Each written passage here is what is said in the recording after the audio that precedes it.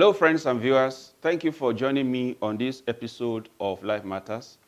I am your host, Folaranmi Tunde Oyediran, and I welcome you. In my last video, I hope you were able to download the book that I asked you to download free of charge. If you have not done so, there is still space for you to do so. Click on the link that is attached to this video and you'll be directed on how to download the book. Today, I want to start by looking at practical ways on how to find peace in this world. In the midst of the tragedies and the turmoils of the world, how do we find peace? How can you find personal peace? Those are the things I want to be looking at in a series of videos that I'll be sending to you, starting from this one. So I want you to follow me very closely, like us on all our social media channels, and let's keep the discussion going. I'll appreciate your feedback much more than just watching the video and forgetting about it. So God bless you. How do you find peace in the midst of the chaos of the world? The first thing I want to tell you is that one of the critical factors that make people's heart to be troubled is worry and anxiety. And so, to have personal peace in the midst of the tragedies of this world, you have to listen to the advice of the Master himself. He says, do not worry about everyday life. Don't give yourself unnecessary anxiety about everyday life. Worry doesn't do any good thing to you. If worry adds anything at all, it only adds more worries to your life.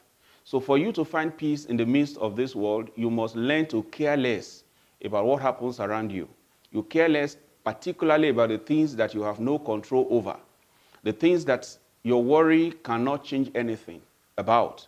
For instance, Jesus said that nobody can add an inch to his stature.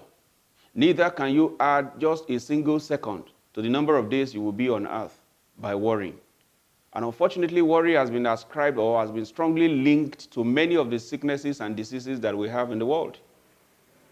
Hypertension, stroke, including even committing suicide. One of the things that are strongly responsible for suicide is anxiety.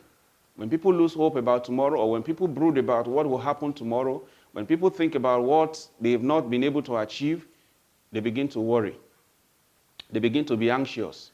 And then they find no future in their lives again. So depression, hypertension, and all manner of sicknesses have been attributed to worrying. So God doesn't want you to worry. Today, the heart of many people are failing them because they focus on their attention on what is not there rather than what is there, what they have, what they don't have rather than what they have.